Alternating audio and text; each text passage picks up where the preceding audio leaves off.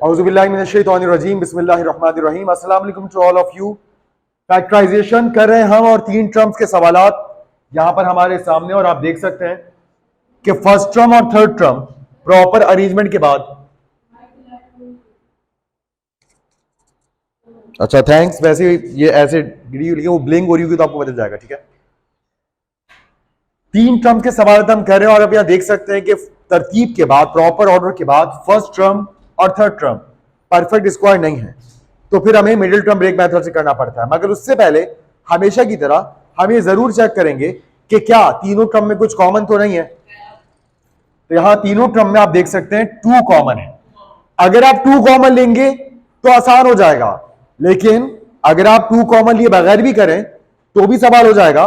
फिर आपको एंड में कॉमन निकालना पड़ेगा, क्योंकि जवाब में मौजूद किसी ब्रैकेट में से फिर क्या हो रहा होगा, 2 कॉमन आ रहा होगा। लेकिन ऐसे सवाल को करना हमारे लिए थोड़ा टफ होगा, क्योंकि हमें थोड़े बड़े नंबर्स को हैंडल करना पड़ेगा। इसलिए हमारा सबसे वाइज डिसीजन यही होगा कि यहां सबसे पहले क्या करना चाहिए, 2 कॉमन लेना चाहिए। So let's take 2 as common. Bracket के बाद आएगा 2 2s are 4, 2 1s are 2, x square as it is, 2 4s are 8 और 2 1s are 2। अब ब्रैकेट के अंदर मौजूद 3 टर्म्स हैं। क्या अब ये फर्स्ट और थर्ड टर्म परफेक्ट स्क्वायर है? अभी भी नहीं है, अभी मिडिल टर्म ब्रेक मेथड से होगा। तो आप जानते हैं मिडिल टर्म ब्रेक मेथड में हम फर्स्ट टर्म को लास्ट टर्म से मल्टीप्लाई करते हैं। 21 1s are 21। हमें दो ऐसे नंबर चाहिए जो मल्टीप्लाई हो तो 21 आए, and according to the sign of the last term minus का प्लान है, माइनस करके मिडिल टर्म का 4 आना चाहिए। तो आप यहां काउंटिंग शुरू करें। सबसे पहले 21 को किससे डिवाइड करवाएंगे, 1 से। 21 आएगा, 21 को काउंटिंग नंबर 1 माइनस कराएंगे तो क्या आएगा, 20 आएगा। बिल्कुल यही है, 21 डिवाइडेड बाय 2। अच्छा याद रखिएगा, किसी भी ऑड नंबर को किसी भी इवन नंबर से डिवाइड करवा के कभी अपना टाइम वेस्ट मत कीजिएगा, क्योंकि कभी कोई ऑड नंबर किसी इवन नंबर से एग्जैक्टली डिवाइड नहीं हो सकता, ठीक है। तो 2 तो ऐसे ही उड़ा दें। तो 1 के बाद अब अगला ऑड नंबर क्या है, 3 है। अच्छा लेकिन अगर कोई इवन नंबर होता ना, यहां इवन प्रोडक्ट होता, तो याद रखिएगा इवन नंबर्स इवन नंबर के टेबल में भी आते हैं और इवन नंबर्स ऑड नंबर के टेबल में भी आते हैं। मगर ऑड नंबर्स ऐसे नंबर्स होते हैं जो इवन के टेबल में तो आते ही नहीं है। ऑड नंबर सिर्फ ऑड नंबर के टेबल में आते हैं, मगर इवन नंबर्स दोनों के टेबल में आते हैं। इवन नंबर्स इवन के टेबल में भी आते हैं और इवन नंबर्स ऑड के टेबल में भी आते हैं, ठीक। तो 1 के बाद अब किसकी बारी है, 3 की बारी है। 21 डिवाइड बाय 3 7। रिजल्ट जो आया उसमें से काउंटिंग नंबर को माइनस कर दें, 7 माइनस 3 4, तो हमें मिल गए 7 3 से 21, 7 माइनस 3 4। अब यहां हम 4 को ब्रेक कर देंगे 2 नंबर्स में, जिनमें एक है 7x और एक क्या है 3x। तो 7x और 3x माइनस 1। अब बहुत ध्यान से हम साइन लगाएंगे। आपको पता है माइनस के प्लान में मिडिल टर्म अपना साइन बड़े नंबर को देता है, तो मिडिल टर्म में कौन सा साइन है, माइनस साइन है। माइनस किसको मिलेगा, 7 को, 7 बड़ा है, और प्लस 3 को मिलेगा। अब आप 2 टर्म्स करके कॉमन लेंगे, तो हम यहां कर्ली ब्रैकेट लगाएंगे, क्योंकि कॉमन लेने के लिए हमें अंदर राउंड ब्रैकेट की जरूरत है। यहां पहली 2 टर्म में अगर आप देखें तो 21 और 7 दोनों 7 के टेबल में आते हैं। वेरिएबल्स में x कॉमन है।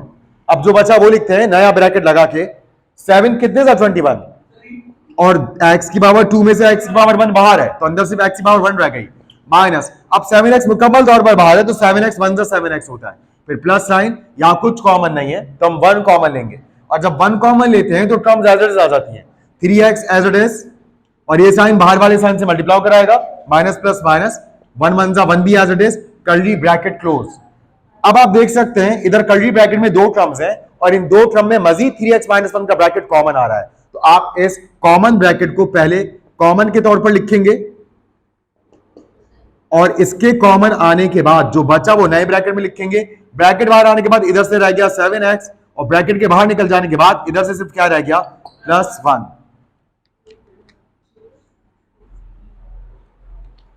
Again we have 3 terms for factorisation. First और थर्ड टर्म परफेक्ट स्क्वायर नहीं है, मतलब मिडिल टर्म ब्रेक मेथड। 4 5 20। हमें तो ऐसे नंबर चाहिए जो मल्टीप्लाई हो तो 20 आए, and according to the sign of the last term इस बार प्लस का प्लान है, प्लस करके मिडिल टर्म का 12 आना चाहिए। तो सबसे पहले 20 डिवाइड बाय 1 20, 20 में से 20 में 1 प्लस करके देखिए तो 21 आएगा। तो अगर ये उल्टा लिखा होता है ना 1 2 के बजाय 2 1, तो हमारा मसला हल हो जाता पहली अटेम्प्ट में। अब 20 को डिवाइड करके देखेंगे 2 से, 10 आ गया। जो रिजल्ट आया उसमें अपने काउंटिंग नंबर को प्लस करके देखिए, 10 + 2 12, यानी कि वो दो नंबर जिनसे 12 को तोड़ा जाएगा उनमें से एक है 10x और एक है 2x। अब बहुत ध्यान से साइन लगाएंगे तो आपको पता है प्लस के प्लान में दोनों के साथ सेम साइन आएगा। सेम साइन वाली टर्म भी तो प्लस होती है, इसलिए दोनों के साथ क्या आएगा, सेम साइन आएगा। तो यहां 12 अपना साइन दोनों को देगा, वो प्लस आ जाएगा। और अब यहां पर 4x² और 10x, इनमें आप देख सकते हैं नंबर तो 2 कॉमन है, क्योंकि 2 के टेबल में 4 भी आता है, 2 के टेबल में 10 भी आता है, वेरिएबल में x कॉमन है। तो 2 2 जा 4 होता है, x की पावर 2 में से x की पावर 1 बाहर, सिर्फ x रह गया। और प्लस साइन के बाद 2 कितने जा 10 होता है, 2 5 जा 10 होता है, और x बाहर है, वो लिखने की जरूरत नहीं है। नेक्स्ट टू टर्म्स में एक 2x और एक 5 है, और आप देख सकते हैं यहां पर कुछ कॉमन नहीं है, तो इसका मतलब 1 कॉमन है। और 1 जब कॉमन लेंगे तो 1 2x ही 2x होता है, प्लस प्लस भी प्लस ही होता है, और 1 5 जा 5 होता है। जब आप कुछ कॉमन लें, आपको कंफ्यूजन हो रही हो, तो जो आपने कॉमन लिया उसको वापस ब्रैकेट से मल्टीप्लाई करवा के देख लीजिए, वापस वही जवाब आना चाहिए, राइट। अच्छा, मजीद कॉमन क्या आ जाएगा, 2x + 5, और क्या रह जाएगा 2x + 1। अब आप यहां देख सकते हैं हमने इस सवाल को जब फैक्टराइज किया तो इसके फैक्टर्स मिल गए, हमें 2 ब्रैकेट्स मिल गए, जिनको अगर आप वापस मल्टीप्लाई करवाएं तो आपको यह जवाब मिलेगा। अब मैं आपको एक ऐसी जबरदस्त ट्रिक बता रहा हूं जो इंशाल्लाह आपके लिए बहुत ज्यादा यूजफुल होगी, और एग्जाम में यह ट्रिक आपको कॉन्फिडेंस देगी। यह ट्रिक है जवाब चेक करने की, कि कहीं हमसे सवाल में कोई मिस्टेक तो नहीं हुई है। आपको स्टेप बाय स्टेप जवाब चेक करने की जरूरत नहीं है, और आप ये काम, ये ट्रिक फैक्टराइजेशन के सारे सवालात में इस्तेमाल कर सकते हैं, ठीक। अब ये देखिए ट्रिक क्या है, आप x की जगह जो भी वेरिएबल है अगर वो एक ही है तो आप उसकी जगह 0 पुट करके देख लें, सवाल में भी और जवाब में भी। अच्छा, बाजू का 0 पुट करने से क्या हो रहा होगा, पूरी वैल्यू 0 हो रही होगी तो वहां 0 नहीं चलेगा, या अगर डिनोमिनेटर में 0 आ रहा हो तो भी 0 नहीं चलेगा, फिर 1 पुट करके देख लें। लेकिन ज्यादातर केसेस में 0 काम करेगा, ठीक है। तो अब देखिए यहां जहां जहां x है, अगर हम 0 पुट कर दें तो ये टर्म भी उड़ जाएगी, ये टर्म भी उड़ जाएगी, और सिर्फ क्या रह जाएगा, 5 रह जाएगा। इसका मतलब ये हुआ कि जवाब में भी जहां जहां x है, अगर वहां वहां 0 पुट कर दें तो जवाब में भी सिर्फ क्या रह जाएगा, 5 रह जाएगा। अब आया चेक करके देखते हैं, इधर जब 0 पुट किया तो ये टर्म उड़ गई 2x की, 0 + 5 क्या आ गया, इधर 5 आ गया।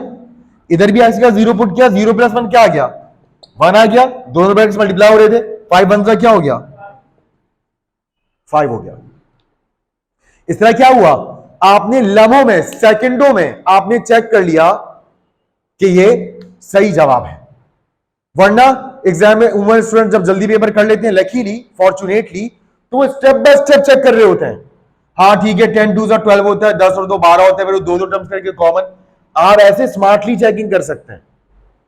किसी को 0 नहीं पसंद तो आप 1 पुट करके चेक कर लें, जो नंबर चाहे पुट कर सकते हैं। अब 1 पुट करके देख लें, अगर आप 1 पुट करते हैं तो 1 का स्क्वायर क्या होगा, 1, और 4 1 क्या हो जाएगा, 4, 12 1 क्या हो जाएगा, 12, और +5, 4 और 12 16, 16 और 5। तो जब सवाल में x की जगह 1 पुट करने से 21 आया है, तो जवाब में भी x की जगह 1 पुट करने से 21 ही आना चाहिए।